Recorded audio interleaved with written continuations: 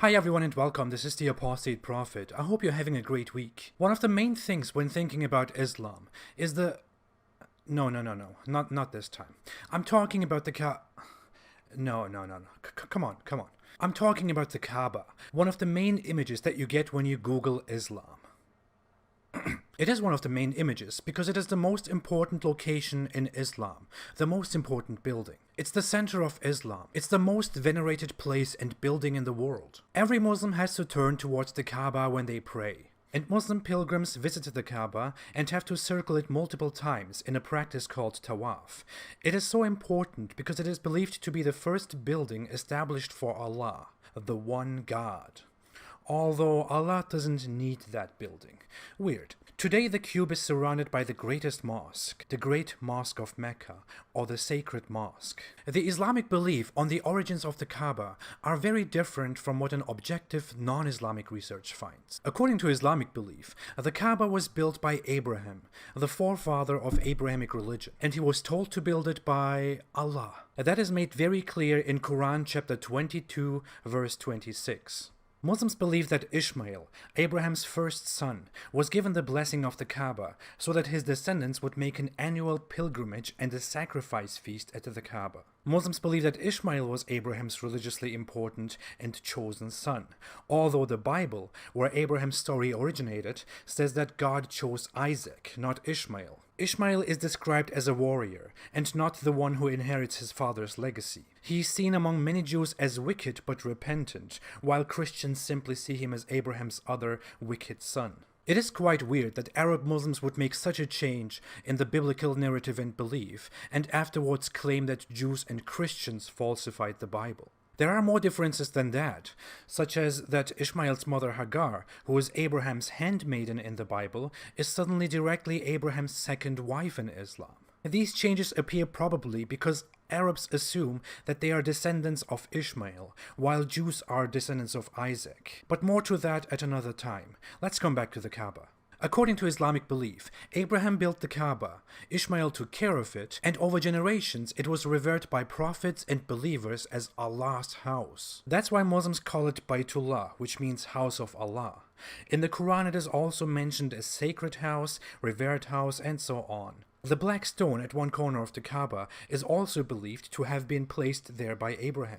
But at the time of Muhammad, the Kaaba was held holy by Arab pagans, not by Christians and Jews. Muslims and some scholars close to Islam also claim that Christians and Jews regularly paid respect to the Kaaba, but there is no such evidence. As for how the Kaaba became a pagan site, Muslims explain that people became over time inclined towards polytheism and idolatry, which would explain why there were idols in the Kaaba during Muhammad's time. But the Kaaba, according to Islamic sources, was nevertheless dedicated to one God and was also a very important site because Mecca was a trade center that was visited by people of all kinds of beliefs. Again, according to Islamic tradition and belief, Muhammad started preaching at the Kaaba once he declared his prophethood. And after he was driven out of Mecca and fled to Medina, he came back again to conquer Mecca, and then he entered the Kaaba, destroyed all idols belonging to the pagans, let it clean out, and dedicated it again only to Allah. The destruction of other people's holy artifacts by Muhammad is ironically not seen as an aggression by Muslims. It is seen as a just cause because Muhammad claimed the Kaaba for Allah, his own God. Imagine founding a new religion, going to Mecca, destroying the Kaaba, building your own temple there instead, and saying, well, that's what my God told me. Imagine the Islamic outcry if that happened. Anyway, that's a summary of the Islamic view on the origins of the Kaaba. Now let's come to the non-Islamic, more realistic view. First off, as mentioned at the beginning, Muslims pray towards the Kaaba because the Quran says so, and because Muhammad did so.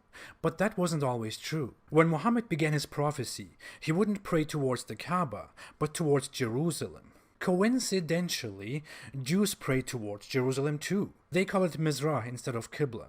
Mizrah stands for east and stands for the direction of Jerusalem from the Jewish diaspora's perspective. Jews also used to pray towards Jerusalem when Muhammad was alive, and there were lots of them in and around Mecca. From an objective point of view, it looks very much like Muhammad started the prayer direction thing because Jews did the same thing, and he claimed that his religion came from the same origins. Now, very funnily, the direction of the prayer suddenly changed at some time and turned from Jerusalem towards Kaaba. According to early Islamic historian Tabari, who wrote a biography of Muhammad, Jews would mock Muhammad for using the same direction to pray, because Muhammad was hostile to them when they rejected his message, which sounded ridiculous to most of them.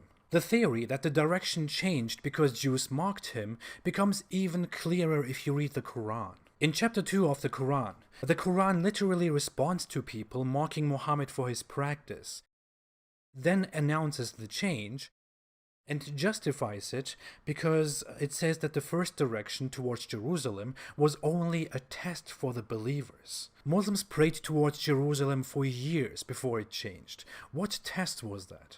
What was the purpose? I'm really curious. How does that test your belief? Only the history of the Muslim Qibla, the direction of the prayer, makes Islam look extremely ridiculous in its own sources. But let's come to the history of the Kaaba.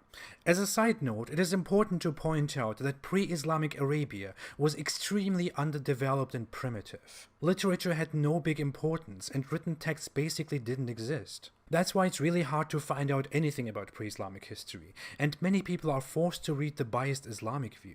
Islamic sources claim that Abraham built the Kaaba for Allah and designated it as a place for current Islamic practices, like circling it, fasting, sacrificing animals, and so on. It is declared to be the most important thing about Abraham, one of the most important things to Allah. The problem is that the Bible never mentioned the Kaaba. Now, Islam claims that Allah is the same God of the Bible. But if all of this is really the way Islam tells us, then why was the Kaaba never mentioned in the Bible? Why was it never mentioned in Jewish traditions, in the Talmud? Why was it not held important among Christians at all? The Quran even claims that Allah gave Abraham the mission to instate practices like circling the Kaaba or sacrificing. But Christians and Jews don't do such a thing. If that place was so important to Allah, who Muslims claim is the same God of the Bible, it would have been frequently visited by Christians and Jews everywhere. But there is no mention of the Kaaba at all in the history of Christianity and Judaism before Islam. Only Islamic sources claim that Christians and Jews also respected the Kaaba religiously, but there is no evidence to that. That's why many historians don't buy that story. Sure, Muslims claim that Jews and Christians falsified their scriptures, the Bible, but both Jews and Christians, especially their religious authority, want to be believers and uphold their religion. What is the purpose of removing references to the Kaaba from the Bible, from other texts, from their oral traditions, or even from their memories? Why would they do that? If the Kaaba is only not mentioned among Christians and Jews because the Bible was falsified, how the hell did Christians and Jews even manage that when there are so many heretical sects among both religions? It was difficult to unify Christianity and Judaism about very basic things like dress codes and Jesus, but it was so easy to get rid of venerating Kaaba altogether, all Christians, all Jews. No serious and normal person, no healthy person could possibly believe that. Also, the locations and journeys of Abraham are in the Bible. Current illustrations of his journeys and locations show approximately where he was and what he did. He was far in the north. Mecca is not even remotely close to his journeys, and traveling there would have taken so long and would have been so pointless. According to most credible sources, early in history, the surroundings of Mecca were mostly an empty, unfriendly, and uninteresting desert. Some Muslims attempt to prove that the Kaaba was actually mentioned in the Bible by pointing at one part of the Bible where it talks of Abraham building an altar. But according to the Bible, Abraham built several altars for God in multiple places, not only one. The same apologists who make such claims totally ignore that fact. Also, if Mecca and the Kaaba were so important to Abraham's God, wouldn't the Christian Romans have come down to Mecca and taken it? That brings us to our next point. The Romans didn't even touch anything close to Mecca, especially after becoming Christians. The closest point that was ever taken by the Great Roman Empire was a place called Hegra, which is today called Madain Saleh. It is closer to Jerusalem than it is to Mecca.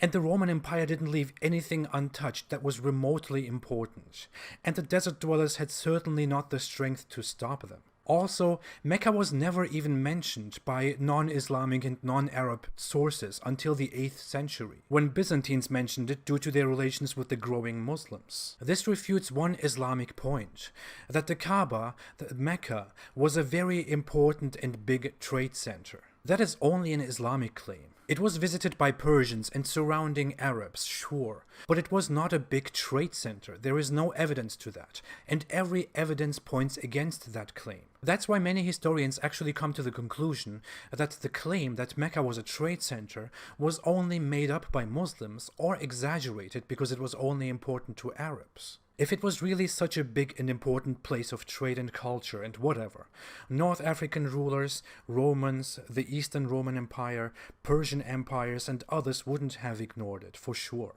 They would all have attempted to take it, but evidently no one, no matter from what belief, cared about Mecca until Muhammad was successful with his prophethood. All evidence that we have points toward the theory that the Kaaba was only built a few centuries before Muhammad, by Arab pagans, not by Abraham, not by Christians, not by Jews. By the weak Arab pagans that weren't remotely as big and strong as early Christians, Jews, and other religious groups. As mentioned, according to Islamic sources, the Kaaba was full of pagan idols, hundreds of them, and had other idols surrounding them. Because, you know, the Christians and Jews were totally not bothered that some pagans are messing with their holy site. They just thought, oh man, I'm just here to buy some things for my children. The main idol of the Kaaba was Hubal, who was the supreme god of the tribe that held the Kaaba, the Quraysh tribe, to which Muhammad belonged too.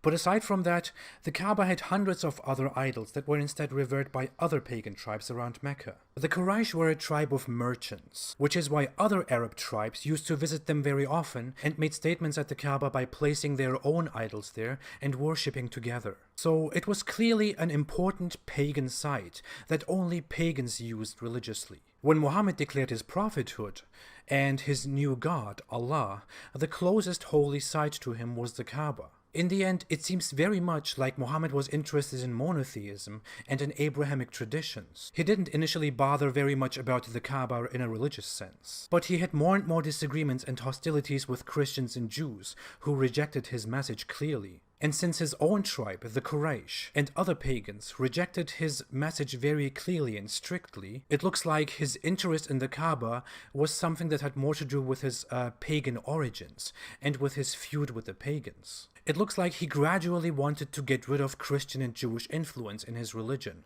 but he also wanted to get rid of the pagan pressure, because the pagans in Mecca didn't like him and wanted to prevent him from growing. So he designated the Kaaba as the center of his belief, as the direction of his prayer, just the way pagans used to. And he used this cause, conquered Mecca, captured the Kaaba for his own religion, but reinstated pagan practices like circling the Kaaba and venerating a black stone that was venerated before only by pagans. It looks very much like all of this is just a pagan thing. Nothing related to the Bible. Nothing to the God of the Bible, the prophets of the Bible, and nothing related to monotheism and Abrahamic religion. As said, there is simply not enough evidence about pre-Islamic Arabia, but all evidence that we have clearly points to this, that the Kaaba was only fancied by Muhammad due to paganism. There is just no evidence at all for Muhammad's and Islam's theories. That's why, from an objective, honest, and researching point of view, we can only come to the conclusion that the Kaaba is an Islamic issue, a pagan issue. That's why we can barely say that Islam is an Abrahamic religion, but we can firmly say that Islam was a very Arab and a very pagan religion. That's probably why Abrahamic holy sites are here, while the Islamic holy site is here, where Arabs and pagans lived. Or Muhammad just lost his compass. Thanks for watching. If you like this video, please don't forget to like, to subscribe, and to share. My videos are not monetized, so you can watch everything without any ads. If you want to support me and my work, you can support me on Patreon. The link is below in the description. Thank you all so much for your contributions, and thank you so much for every kind of support. Have a great weekend. Thanks again, and stay away from Islam.